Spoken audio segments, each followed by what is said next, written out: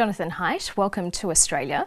What did you see on university campuses in the last 5 years that led you to co-author The Coddling of the American Mind? So I'm a professor at New York University. I've been a professor since 1995. I love being a professor. I love teaching. We get to be provocative. We get to explore ideas with our students. And then suddenly, from out of nowhere, around 2014, strange stuff started happening. Some students were bringing in an approach to intellectual life that was fearful, that acted as though ideas or speakers or books were dangerous. And my friend Greg Lukianoff first noticed this and came to talk to me about how students were engaging in a kind of thinking which was exactly the cognitive distortions that he had learned to stop doing when he was treated for depression with cognitive behavioral therapy. So we wrote up an article on this, on how all these new practices on campus, requests for trigger warnings, safe spaces, microaggression training, were likely to make students depressed and anxious. And then soon after our article came out, there was a wave of shout downs and protests and no platforming. So academic life changed pretty quickly in the United States between 2014 and 2017. And so why are those phrases, the ones that you mentioned, trigger warning, safe spaces, deplatforming, why are they damaging in a university environment? Because a university is a special place. A university is not like the public square. It's not like your home.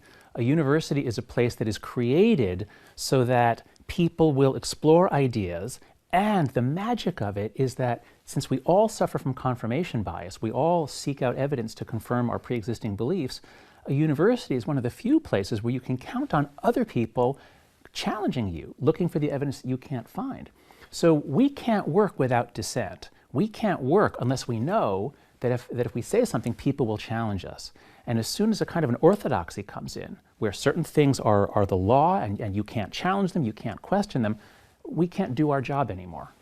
You told the Australian newspaper, I think, there's a very good chance that American democracy will fail, that in the next 30 years we will have a catastrophic failure of our democracy. Why are you so pessimistic?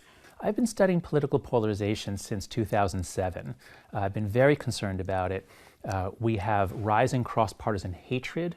We have rising dysfunction in our political institutions. So I was concerned about that before the last few years. And what I've learned in writing The Coddling of the American Mind is that we have two mega trends coming that are going to make things so much worse than they've been. And so one is social media, which is already here. Social media shreds any sense that we live in a shared world. It's very difficult to agree on facts, and that's likely to get worse and worse. The other megatrend is the arrival of Gen Z, or Gen Z. So Greg Lukianoff and I were studying how Gen Z has transformed college campuses. But as this new generation, these are kids born in 1996 and after, we overprotected them, we gave them social media too early, we raised them in ways that encouraged fragility. It's very hard for them to compromise. It's very hard for them to work with someone whose values they reject. They want to be protected from that. Well, that's bad enough in college. It makes it very hard to have good conversations and discussions in college. But now take that out into the public square. Take that out into companies. It's going to be very hard, I think, for Gen Z to work in a diverse democracy. So this is why I'm particularly alarmed. I think that however hard our challenge is now in the United States, it's going to be much harder in the coming decades. So you're now in Australia to see how the Australian system compares to the United States. What have you found? If you look at all the different threads, all the things that came together to cause the explosion in the United States around 2015, you have a few of them, but not all of them. So one of the biggest ones is the huge wave of anxiety and depression that hits Gen Z. So you have that. I spoke at the University of Melbourne. I've spoken with a few dozen Australian professors, and it's very clear that your teenagers, your kids born after 1996, are much more depressed, anxious, and fragile than they used to be. So you have that. But your universities are not residential the way ours are. That is, in an American university, you've got 18-year-olds who've never been away from home before, living on campus in a tight community, and if certain woke ideas become dominant, well, then they spread through everyone. and all kinds of more and more extreme ideas. So the idea that speech is violence, everything is violence. It's a way of speaking that becomes very common in certain academic subcultures in America. But if you're a student in Australia and you come to campus and someone says that and it doesn't make much sense, and then you go home at night to your parents who are going to say, what do you mean speech is violence? So I'm not seeing the sort of the extreme politicization, sort of the aggressive, the sort of the aggressive wokeness that we have on American undergraduate institutions. I'm not seeing that here. Nonetheless, I am hearing from professors that there are isolated instances of it that are putting everyone on notice. And so we'll see whether Australia tips over the way America has. So the federal government ordered a review of free speech on university campuses in Australia last year, and it found there was no crisis. So does that mean there's no problem? To say there's no crisis just means that we're not in a state of red alert. We're not in a state where emergency measures are required. And so if that's what that statement meant, then it seems to me that that's true. It's not a crisis. But it's pretty clear that, whatever metaphor you want, the raindrops are beginning to fall, so the storm is on the way, perhaps. I think that might be a good way to put it. I've heard enough stories from Australian professors that I would say this. If you do nothing, if your university establishment says, oh, there's no crisis, back to business as usual, in a few years, I think you will find yourselves in a university setting in which people are much more afraid to speak honestly. I think the trends are coming here. I want to talk about modern parenting methods because my it's favorite topic. Yeah, in particular the overprotection of children. If parents are working harder and longer than ever, how are they also spending more time with their children? It appears now that we're all putting in too much time. I don't mean to say that quality is not important, but in America we have what you might call an epidemic of overparenting. So kids need a secure base. Attachment theory in psychology tells us kids need a base that they can trust. They know that someone loves them. But the whole point of having that secure base is so that they can then go off and explore. They have to encounter things on their own. They have to take risks. And when things go badly, they can come back to the home base. But what if we never let them off the home base? Then they don't develop. And that, I believe, is what we've done to our kids in the United States. But if safetyism means that there are fewer teen pregnancies and less young people drinking, isn't that a good thing? If all else was equal, yes, of course a decline in teen pregnancy is a good thing. But it appears that that's not that our kids are normal, they're just being more responsible about sex.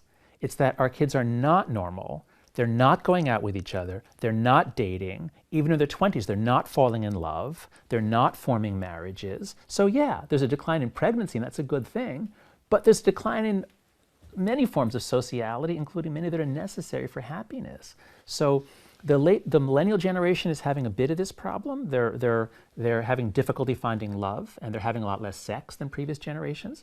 But Gen Z, it looks like, is going to be much more extreme, much less love, much less sex, much more depression, anxiety, and loneliness. Yeah, your research has determined that that combination of overprotection from parents as well as social media has led to skyrocketing in suicide rates and depression and anxiety, particularly amongst young girls. How are the two connected? The rise in depression and anxiety is massive. It starts around 2013 in the United States. And it hits girls mostly. All of this points to social media as one major cause. We think, Greg Lukianoff and I think that the overprotection that hit the same generation in the 1990s when they were younger is also a contributor. We don't know which is stronger. Because of the sex difference, we're confident that social media is a major cause, because girls use social media much more than boys. Secondly, girls are much more sensitive to the constant social comparison that social media fosters, much more sensitive to constant comparisons of whose life is perfect, who looks more beautiful. And with social media and all the filters on Snapchat and Instagram that can make you more beautiful, that's much harder on the girls. Also, boys' aggression is physical, and so when they go on social media, they can't be aggressive in that way. But girls' aggression is more about relationships. Girls are more skilled at, more thoughtful about who's related to who, and social media allows them to engage in that much more intensely. So we don't know the ratio, whether it's overprotection or social media. They both hit the same generation, Gen Z, at the same time. But given that this is happening in America, Britain, Canada, and Australia, it's not some local condition. The only real candidate is social media. In terms of those spiralling anxiety and depression rates amongst teenagers, could that be the result of people being more comfortable talking about these issues now than society previously accepted? Yes, in theory it could be, and some psychiatrists have argued that that's all it is. Certainly there have been changes in that direction. Those are very welcome. But the fact that it's only anxiety and depression that's going up, so it's not like people are saying, oh, I've got obsessive compulsive disorder, oh, I've got bipolar. No, it's only anxiety and depression. And secondly, the fact that you see exactly the same pattern with self-harm. So right at the same time that depression and anxiety goes up in girls, rates of hospital admission for cutting themselves goes up too. So this is not just shifting diagnostic criteria. This is girls actually cutting themselves to the point where they have to be hospitalized, and it's also suicide. So this is not just changing definitions. You want to see social media banned until high school. Yes. How can parents make that happen without isolating their child? So the reason why so many kids are on social media, even though most parents don't want them on social media, is they say, but Mom, everyone else is on, and I'll be excluded if I'm not on. I'm in the same situation. My son is 13. He's one of the few kids in his school who's not on social media. So this cannot be solved by an individual parent. This has to be solved by groups of parents with assistance from the principal and with assistance from the medical authorities of your country. So I'm hoping to get the American Academy of Pediatrics to make a clear statement that until we know for sure, as long as it looks like social media is contributing to this rise, 10, 11, 12, 13-year-old kids should not be on social media. So I think it's very important, until we know for sure what's causing these new suicides, it's very important that we create a new norm. No social media until you're 16. Nobody should be on it until they're 16, I believe. In Australia, states have begun introducing mobile phone bans in schools. Is that enough? No, it's not enough. It's essential. It's essential that kids have huge amounts of experience with face-to-face contact. Human development requires millions of encounters of face-to-face contact. Once phones come in, kids are doing this. Between classes, they're doing this. So it's good to ban the phones from school, but what happens? As soon as they get out of school, they pull it out and they're doing this for the rest of the afternoon. So it's not enough to just ban the phone in school. No school should let kids have phones in school. So what about the changes that Instagram has recently introduced, anti-bullying measures that ask a user whether they definitely want to post a comment that Instagram's AI has picked up as being potentially bullying? That's a step in the right direction, but it's a tiny step. There is no way, I believe, to put kids, preteens especially, 11, 12, 13-year-old kids, there's no way to put them into interaction with each other via electronic means that is going to push out everything else that will not have disastrous consequences for their mental health. So they can tinker at the margins on this to make it a little bit less toxic, and I'm glad they're doing that. But the bottom line is kids need to be playing, taking physical risks, and having face-to-face interactions. So what's your advice to parents struggling with these modern pressures? 3 simple rules. These are not radical. They're rules any parent can do. Rule number 1, no screens in the bedroom past a certain time that you agree on with your whole family. Maybe it's 9 o'clock every night. All the screens, the laptops, everything comes out of the bedrooms if you let them in. Maybe you shouldn't even let them in. But they have to come out of the bedrooms and be in a fixed place after a certain time. There is no reason why teenagers should be allowed to have a device in the room where they're going to keep checking instead of sleeping. So that's rule number 1. Rule number 2, no social media until, I would say 16, but I understand for now that's unrealistic. So at least 13 or 14. Nobody should be on at 11 or 12. And if you have to call your friends' parents and say, look at the graphs, look at the evidence, we've got to keep our kids off. So no social media until, I would say, 14 minimum, and I'm hoping to get up to 16. And the third rule is work out a time budget for screen time, or especially for phone time. Because if you don't put limits, if you don't use if you use an iPhone, Apple controls the screen time functions work really well. If you don't put a limit on, there are hundreds of psychologists in Silicon Valley who have been hard at work to keep your child on all day long. And so you are a sucker, you are a fool if you just tell your kid, well, you know, you decide, because your kid isn't deciding. The psychologists in Silicon Valley are deciding for him. Jonathan Haidt, thanks for your time today.